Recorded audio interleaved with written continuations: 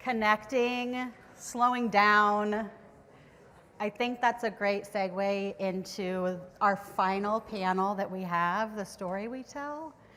In my culture, the griot is like the storyteller. It's one of the most important things about branding. It's one of the most important things in your business is the story that you tell.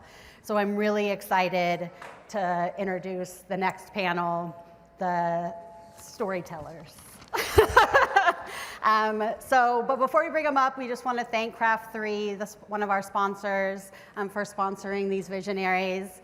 And I want to bring up Lindsey Morse of Portland State, who's going to moderate the panel and just get it popping. Well, thank you everyone for making it to the last panel of the day. We are the only thing standing between you and happy hour, so we're going to hopefully make this a fun and engaging conversation about a very important topic that has certainly been brought up many, many times today, which is storytelling and story and brand. And I think that, our panel is really meant to kind of bring it all together. So we're going to talk about Oregon overall. Yeah, you guys, no pressure. Brand Oregon in terms of consumer products. We heard about the uniqueness of the food and beverage industry, the uniqueness of the athletic and outdoor industry, manufacturing, the role of economic development. And so we're going to tackle, how does Oregon tell its story? Did we tell it well? Could we tell it better? All that kind of fun stuff. So I'm going to start with just having the panel, each of you guys just introduce yourself, and then I'll tell you who I am too. Hello. I am Jen Maxwell Muir, founder of Maxwell. We are an integrated marketing agency. How many of you love to go to grocery stores when you go to different markets? That is my world. Our agency works with brands in tourism, hospitality, and CPG. A lot of Northwest brands you probably know and love, like McMenamins, Burgerville. We've worked with Travel Oregon, Kettle, Pacific, Bob's Red Mill. We're really fortunate to work with really great companies. What we like to say is with conviction, which is what we think is Oregon's story too. Brands with a little bit of more meaning and purpose. Thanks for having me. Hello, I'm Pamela Neferkara. I spent 18 years at Nike. My first job at Nike was the director of marketing for brand Jordan. And then 15 jobs later, my last role at Nike was vice president of retail brand marketing for North America. When I left Nike, I formed my own consultancy, and I focus on 3 areas that I like to call governance, guidance, and gold. So I'm on the board of directors of a couple of privately held companies. I consult and advise retailers, large and small, and I'm an angel investor, notably in a couple of Oregon companies, Freeland Spirits, which is an all-women-owned distillery, and Khan Restaurant, which is a Haitian restaurant here on the east side.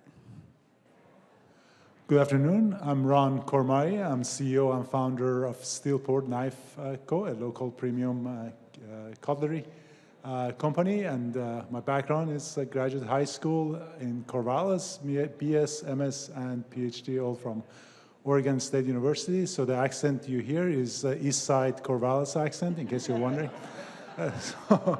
And my background, again, is 13 years in Hewlett-Packard, a large company, getting trained, and then over the last 14 years working locally, small companies, and being part of funding teams and growing local manufacturing and technology and consumer goods. Well, thank you so much. And I'm Lindsey Morse. I'm the executive director for the Center for Retail Leadership at Portland State in the School of Business.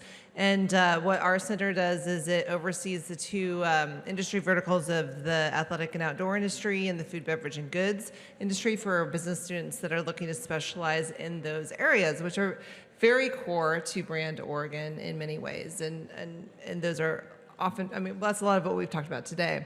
So, actually, I wanted to note, there's a lot of things that were said in previous panels that I wrote down just to kind of, very resonant to what I want to talk about today. And in the first panel, you talked about the difference in what consumers say versus what they want. And what they want comes from a much more emotional place. So they might intellectually say they want say something, but what they want is more emotional. And we know that story and narrative are very powerful tools to make that connection to the consumer. So I think, what is the story that we tell in Oregon about consumer products? And that's, I think, what we want to tackle today. And then we heard a lot about storytelling. Storytelling is our secret sauce. Stories allow brands to survive and thrive. And again, consistent storytelling across all platforms is necessary, whether it's a brand or, I would say, an industry. So today we're not going to come up with a story. We're not going to figure out the secret sauce exactly, but we want to have a conversation about where we're at in that place and how we might be able to move that story forward. So let's just start with many would say, well, actually, many do say Oregon has great stories to tell, has great brands. We build great brands here, but sometimes we struggle to tell that story well, consistently and with strength. And I was wondering if we could kind of go around and talk about maybe a great Oregon story that maybe we could have told a little bit better, something pretty fantastic about the state that we don't all know about yet. I'm going to kick that off with Ron, because I know he has a story to tell. Oh, thanks, Lindsay. I think that's a great the example that comes to my mind most recently is we just started this year Center of Excellence, Portland Knife Center of Excellence. And this is really a great example of what you were saying, Lindsay, around something we are so powerful about and have done such a terrible job in marketing, advertising, and taking advantage of it. It turns out that over 50% of American-made knives are made in Portland, Oregon.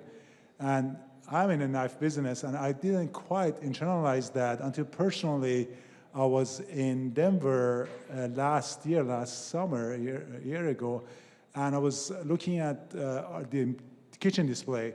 It turns out, kind of corollary to that is Steelport is the only American-made knife that you can find in a national retailer store, the kitchen stores. So I always thought that nobody really is strong in the U.S. You have to go to Japan or Germany to really see the centers. So I was looking at the display, the kitchen display, and I was saying kind of lonely. It was a Shields, it's like a Bass Pro Midwest display, and there was only lonely Steelport standing there, and everything else was Japanese or German. And then I stood back a little bit and turned my head, and I was in an outdoor area, and there was Letterman, there was Benchmade, there was Gerber, there was Kershaw, there was CRKT, and not only they were all American brands, they were all Portland. And I was like, oh, I'm just the only one that doesn't know. And I had just happened to have a breakfast a week later with Congressman Earl Blumenauer, and I shared that experience with him. He was surprised. He says, what are you talking about? This is my district. There's no way that's true. So anyhow, long story, we pulled the 5 brands together, and we had our first Super Steak, first gathering. We actually have kind of a steering team pulled together. And we are just getting that out. And by advertising, what we are finding, kind of wrapping up the learning there, was everybody, because the people who are in it, Lettermans and Kershaws and other people know about that strengths, but we hadn't used it before. And there was a combination of who cares if you have a Portland, and then if you say Portland loud, does anybody going to complain? I know from Steelport, we have gotten some interesting comments on our LinkedIn comments that we have to delete. We'll come back to that. Yeah. So, what is Portland doing making knife? But we found exactly opposite of that. When 5 of us went into it, there was there was only positive reaction. There was no negative reaction. And my suspicion is that as people looked at it, it was really hard for them to argue against that because they didn't have an option. They have to buy. Over 50% of them are made here. Yeah. So then they have to believe that Portland is the right one. And that led into, we have like 60,000. We have a center that is not created, but has 60,000 followers on the newsletter. And well, yeah, it's an amazing example of collaboration, which has definitely been a topic of today. Do either of you want to talk about any great stories we could have told a little better? I don't know if we could tell it better, but I just can say that my world is natural products, and I think that, to use your phrasing, Lindsay, that Oregon builds great brands, and we have a huge track record of successes. One of them being Kettle potato chips, which I worked with for 15 years through like 4 different owners. But I would talk to people about the brand, and people in Oregon didn't know they were based here, and they had a factory in Salem. Oh, really? Yeah. Well, And there you go. I think that there's a humility in Oregon, and I think when you look at Tillamook, Salt and Straw, Pacific, Dave's Killer Bread, Tazo, Smith Tea, there's so many brands probably in this room that we should be really proud of and talk about, and there are successes. I think it's the flip side is the hard part of Portland doesn't like brands that sell. So there's that other side. Interesting. Do we think that Oregon, and this is an issue in general, the Portland-centric nature of this space, and I think it's really important that we expand, and think about the entire state. But, oh gosh, what was my question? I don't know. I forgot it. Okay, I have a new question. Pamela. Yes, Lindsay. I have a question for you. So you spent 18 years at Nike. We've talked a lot about, there's a lot of incredible apparel and outdoor and athletic brands here in Portland, small. How do they get out of the shadow of Nike? How do they get out of that narrative? Yeah, I think it's really interesting. I'm from the East Coast originally, so when when I first told people I was moving to Oregon, the first question was, where is that? But now, it's East Coast people. But now, if I say to someone, I'm from Oregon, they know Nike. And I think it's not just because Nike is so large, but I think it's because Nike talks about their origin story. They talk about the fact that, they're from Oregon. They name things, it's on T-shirts, it's on, in the names of products. And sometimes I feel that our wonderful sense of independence, which is, I think, a beautiful spirit that exists in our state, sometimes works against us in maybe not wanting to highlight that aspect of our story. So I think to get out from under the shadow, it starts first with, what are you going to talk about? What do you want consumers to know? And how do you own part of that Oregon origin story? Exactly. So that kind of gets us to the topic of today, which is, well, why have we struggled to tell a strong and cohesive story around consumer products? I think we all have a sense of what Oregon stands for, but there isn't a shared narrative that a new entrepreneur could really hang their hat on if they're wanting to go to market and say, well, I'm part of the Oregon consumer product community, and that stands for XYZ.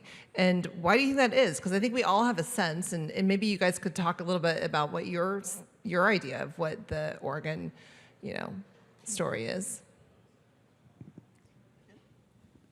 Jen. Yeah, thanks. Catherine, can I use your example? Okay. I was hoping you would. Thank you. Catherine Healy, Flint Design, amazing graphic design brand agency, a lot of labels and brands that shared prior to us coming up here that her client doesn't want to put Oregon on its product. Do you want to speak up about their why?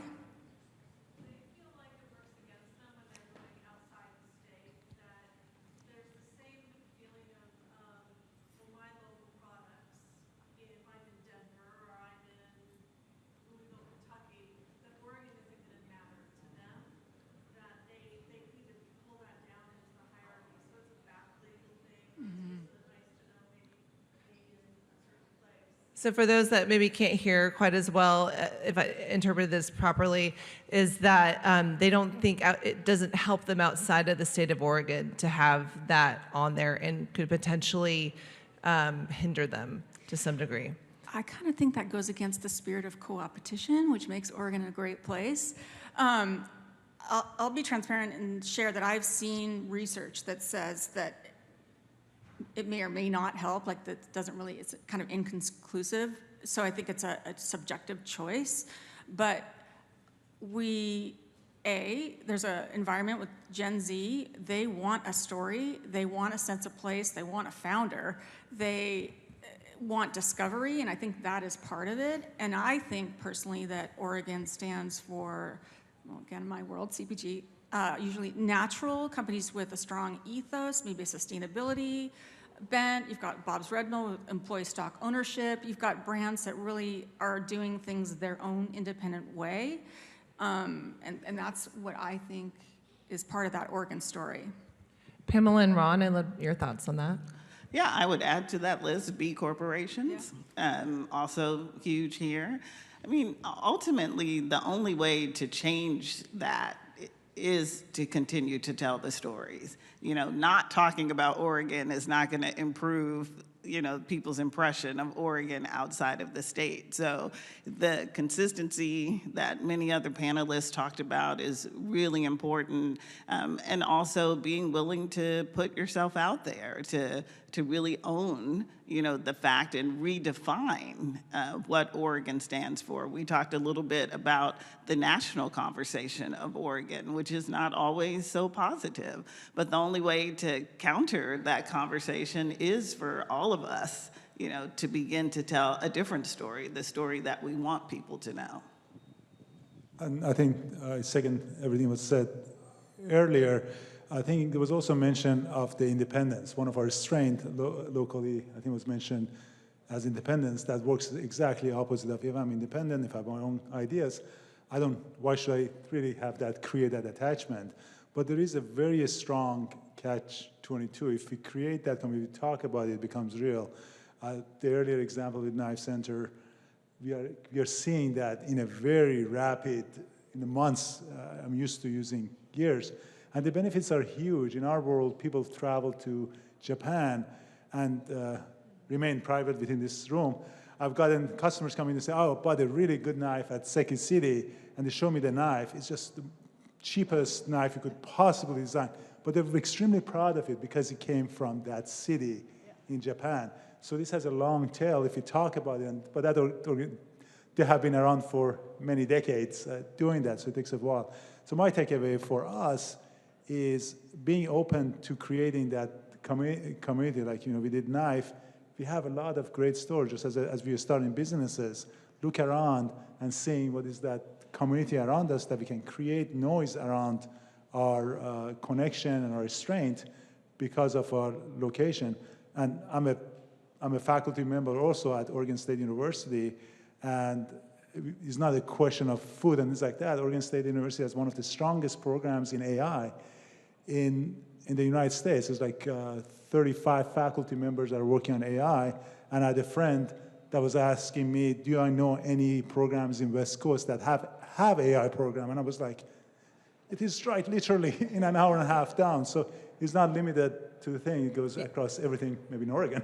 Yeah, I mean, maybe we're too humble, you know. We can come back to that, because I did want to touch on the role of community and culture in terms of the Oregon story. So we talk about this independence and this strong sense of individualism in a lot of ways, and that defines us. And yet, at the same time, community has been brought up over and over and over, and our willingness to work together and cooperate, you know, with the coopetition, exactly. So I would love your thoughts on sort of the role of community and culture and what it can and should play in our story. Well, I think one of the most important questions we have to answer first is which communities get to participate in that conversation? And are we being comprehensive when we're talking about communities in Oregon? There's a richness of diversity here that sometimes maybe you have to hunt for it, but it's definitely here. And I think you're going to have a stronger story and a more compelling story when you can bring that variety to bear. Let me just piggyback on that one, because I think Pamela makes a great point. And one strength that we have in Portland, at least I've done business in Seattle, business in San Diego area, and have been remotely working in the Bay Area. Portland, what I found is that so many doors open. I'm constantly amazed. I can pick up the phone and talk to somebody. You can walk to anybody here and have a conversation. And a lot of entrepreneurs that I talk to are feeling they're putting barriers in front of themselves. So that diversity, like that, being able to reach out and talk to people, that's some tool we have. Sometimes we forget that we have that permission, doing that to get advantage of it. I would just second what was said and say that I miss Feast. Anybody else? I'll tell Mike. He'll be really Yeah. excited to hear that, and Because sad. I think packaging what we have in a very consumable way, and I think that reached across culinary and chefs to packaged goods to brands, and I think it did a really good job of showcasing the best of Oregon. Actually, I want to just jump on that because Pamela, you and I talked about this a little bit. We talked a lot about the food and beverage consumer products brands, and is there a role in culinary in that story? I mean, as an investor in Con and others, I'd love your thoughts.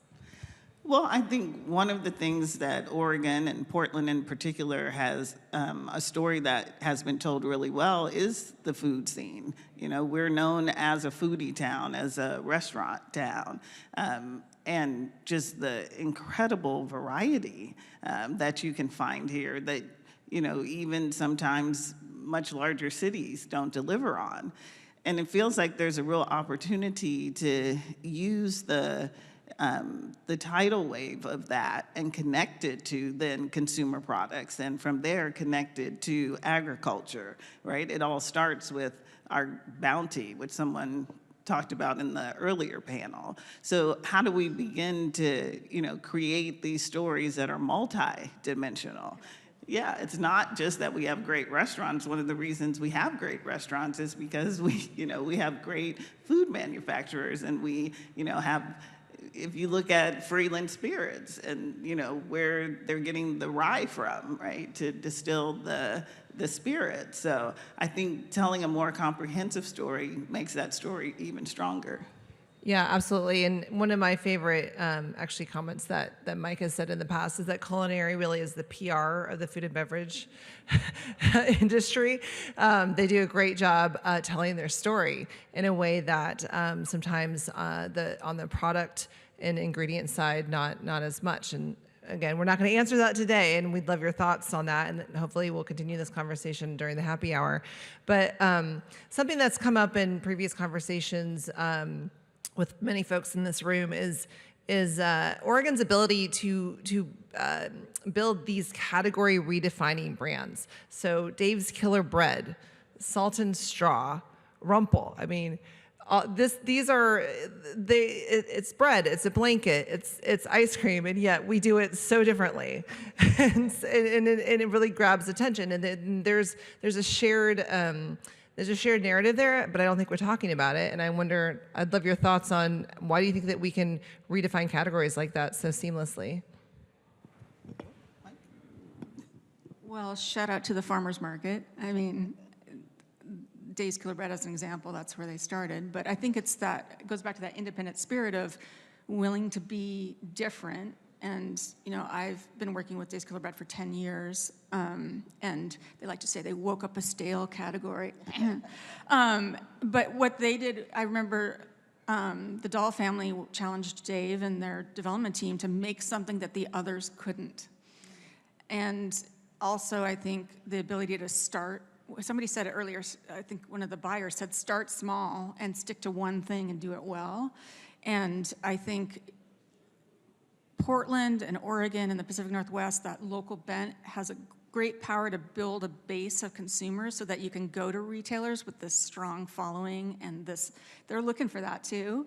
And then California is just south, and that's one of the biggest markets a consumer product good can go to. So I think, I can't remember your question, I'm rambling, but I think the bravery of Oregon entrepreneurs to do something, take something and reframe the conversation with the product is what its strength is. Not afraid to try something new. Yeah. Yeah. And the consumer base to support it. Yeah, and the consumer base to support it. We have consumers that are willing to try new things, willing to go out on a limb, and I think it's, a lot of people talk about Oregon as a proving ground and a testing ground for all kinds of different food and beverage products. I don't want to take away anything from bravery that Jen mentioned, but also I think we have a unique place that the failure is less of a burden. When I was in San Diego, if you tried something and failed, your mortgage would kill you. I mean, there was just that alone. There was like a constant, stress. You had a full-time job, but there was always a danger if you work on part. In Portland, the good and bad part of it, the good part is that we have a little bit of a lean back compared with some of those Seattle and Bay Area and San Diego area that I have. That's the only comparison. I don't have the East Coast experience. When you talk to an entrepreneur, you can actually starve and live on, couch surf for much longer than other places. That allows a little bit, and there's a less of a stigma attached. Since 2010, I've been personally involved with 11 startup as a founding member or Drive. I really wish I could say even half of those are successful, but they're not. But I was allowed to survive. But you took a risk, and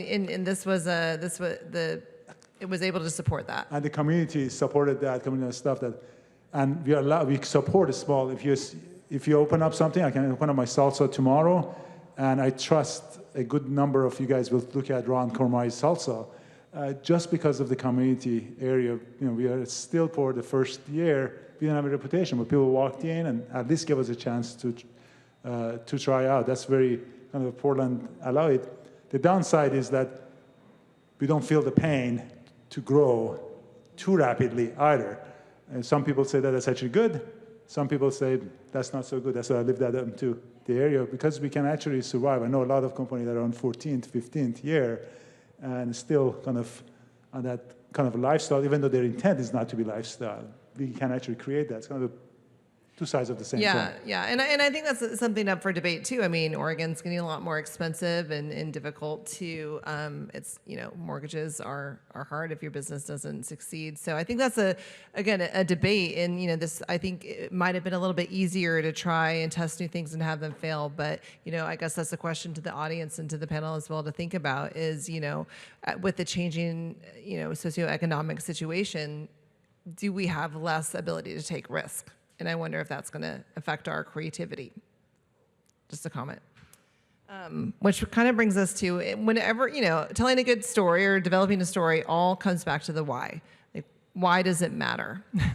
And why does it matter? Why should Oregon consumer products matter to anybody? Well, I thought you were going to say, why does it matter if we tell a story? Well, that would probably be phrased Okay, better. I'm going to answer that question. I like then. it. I like my question better. I like that idea, Pam. My question is going to be different later. It's a mutiny on the panel.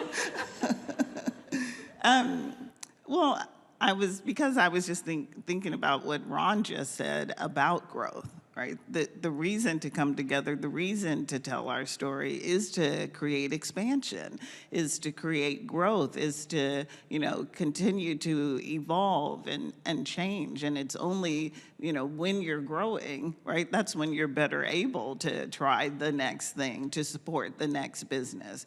We also talked a bit about investment. I also am a member of Oregon Venture Fund, as an example, and having more VC funds, having more capital in the state, so that entrepreneurs who are ready to exit don't necessarily have to leave the state in order to find funders or in order to find buyers. Right? The more we can keep that energy and use it to fuel growth, then it becomes a very virtuous cycle for all of us. Yeah, absolutely. Go ahead, Jen. I like this question also. It's related to my next question, okay? And I think that it just suits the Oregon ethos of all boats rise with the tide. If we're all, we like to talk about helping businesses grow for impact.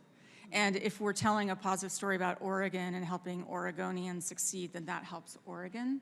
So that's just a point of view. I don't. We have emphasized, which I agree 100%, around growth, around the revenue, around the success of the business, which I agree. The businesses, at least I end up with two problems. One, how do I grow business? And then what do I need to do? What is the culture that I need to create? And those two kind of constantly consumes a lot of time. Growth, I agree. And I think having that central location, belong in something, also helps us answer the first question of what should my company be? What is the current, when we started the Steelport knife, there was no question in our minds that the knife is going to have a lifetime warranty. The knife is going to be highest quality we can make. Is a free sharpening. Anything that our customers are going to be taken care of. There was never a question in our mind that we're going to make something that you disposable, something that you can use 1 or 2 years. It was never a question. Looking back, it could have been a good question. Do we go after high volumes? Do we go after some stuff? But just being in Portland, coffee patina, we couldn't do it with ferrochloride. It wasn't allowed to be in Portland and do a ferrochloride. It had to be something Portland coffee or wine or something like that in the High process. Quality, long quality, lasting. Sustainable, environmental. And I think importantly, at the center of that is being mission driven. You talked about Gen Z, needing a story, wanting a story, but it's not just any story. They're really, and I would argue many consumers today are looking for companies that stand for something more than just, hey, we're here to try and make a lot of money. They're looking for companies who are mission driven. They're judging those companies on their citizenship. Are you being good citizens? Are you being good stewards for our community? Yeah, absolutely. And one of the last questions that we talked about that we wanted to cover is, what is the problem that we are solving by telling a good story? And I think you guys started to chip away at that a little bit. And part of it is, who do we want to talk to? Who does this story need to resonate with most to impact the state? Catherine's client, yes.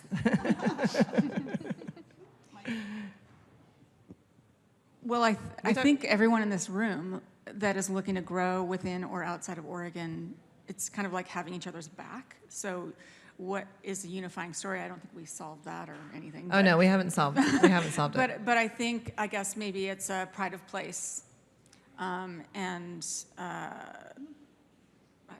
Yeah, so speaking with our peers and sharing that story across industry.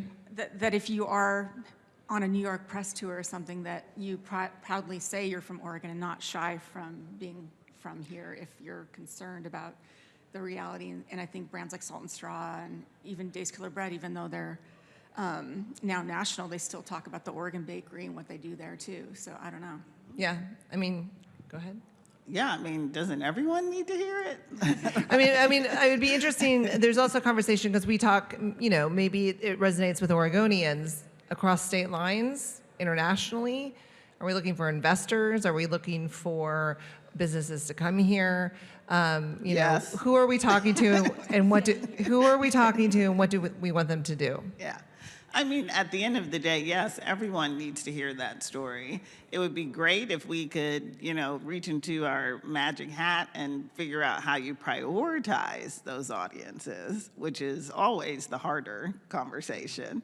But ultimately, everyone needs to hear this story because it's an important story that needs to be told. But the more people that know it, right, then I think the more synergy that it creates. And to me, it's very similar to a startup. One of the things that I do, I advise other companies to do when they started companies, launch and learn.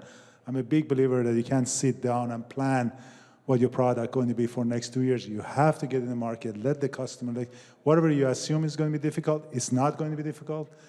What you didn't think is going to be a problem is going to be the problem. So I think the same thing comes to the storytelling. We need to get out there and tell and see where the traction gets. And when the traction starts, I think it starts growing. So very much agree with Pamela. And it's such you start seeing some early signals. It's such a satisfying signal. We had a month or 2 months ago, we had a busload of Japanese show up at our factory and they bought some, like, I don't know, 10, 12 knives and walked away because they want to take it back to Japan. I'll go, yeah, yeah. They want to carry you. Oregon, Portland brand. Yeah, Just, yeah. oh, Well, felt there's- really good. That's awesome. Well, there's certainly exchange between Oregon and Japan, and I mean, we have a little bit of time left. I can open it up for questions if there are going to be questions. I don't want to have some awkward silence, or we can have a final roundtable. Does anybody have any comments they want to make as far as what they think the Oregon story is? If their thoughts on it, anything. Anything we Okay, missed? we got one. Good, because the next option was for us to sing a karaoke or something, so you got lucky. Hey, I'm a karaoke champion. I think one of the things that, why it's important to tell the story of Oregon is this idea of positioning. As a startup company, it's really hard to grab a position. But if Oregon equals quality, if Oregon equals independence and differentiation, then as any company that's coming in under that has an opportunity to gain a high position and be competitive. So I think if we can agree on a few points of our story as a business community, we help all the startups go to market at a higher level. Yeah, oh, you lost your mic, sorry. I love that, because what you're saying is we've already done part of the work for you, right? So you don't have to spend your dollars and your time and your effort talking about maybe 2 or 3 things, because that's inherent. Yeah, it's already understood. And then you can really focus on the things above and beyond that make you unique, and what you're, talking more about your mission. Yeah, exactly. I think we had talked to, and it was a question that we batted around in one of our previous conversations is, if you're an entrepreneur and you're starting a new brand, it would be a whole lot easier if you could start, I already know my core story that everyone, agrees to and resonates across, and then I can differentiate myself above that. So any other questions out there? Okay, good. Yep, those $5 checks worked well, Lindsey.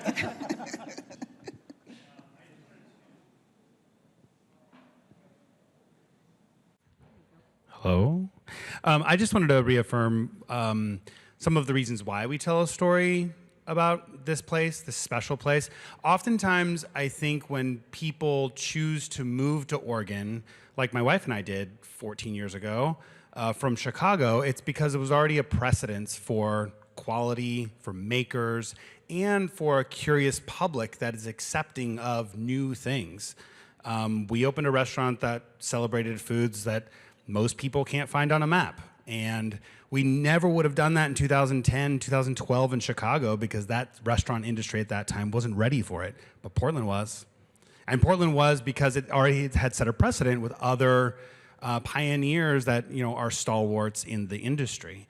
Right, and so I think now when my wife and I are running and opening our own CPG brand, there are other stories that, thank you, there are other stories that we tell, and we know that we can be successful and we can start at a higher level where the tide is a little higher because of people that are in our category, like Brazzi Bites, that people have already done a lot of the footwork, and we know that the general public is accepting of that product, they would be accepting of ours. And so I don't know, I think it's just an encouragement to recognize what's around you, that that tide is already rising, and you can contribute to that, and you know that what you're doing and what risk you're taking will and can work. So, that's all I got. Yep, we got one over here. Sorry, excuse me, pardon me, pardon me. Hello. My name is Joma, and I'm the founder of Anza Superfoods. We make some Tibetan food, snacks, a breakfast mix, and flaxseed butter. Now, one of the products I have named is Zaba balls with Oregon hazelnuts. Earlier, we talked about how, tying the regional name Oregon could be beneficial, or maybe, who knows. So I thought about it, but I'm sticking to it for 2 reasons. One is Oregon, hazelnuts. Oregon is known for hazelnuts, growing hazelnuts. One, it's quality. I didn't know, I'm now aware that Oregon is also known for quality of things. But the other thing is Tibet technically is under China now. So I want to make sure people know that it's made in Oregon here. So that's one of the reasons. Anyway, that's a statement. Do you have, I am struggling, I guess I'm often challenged how I have tons of stories to tell because I'm sharing the Dalai Lama's breakfast. Zamba. Zamba is a roasted barley, purple barley flour based. That's what I'm sharing, one of those. So how I share producing authentic food while also being more innovative, pairing with different flavors. How do I stay? That's some kind of, little struggle I'm facing currently.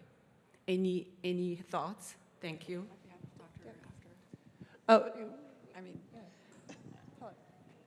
I'd be happy to talk to you after the panel. Yeah.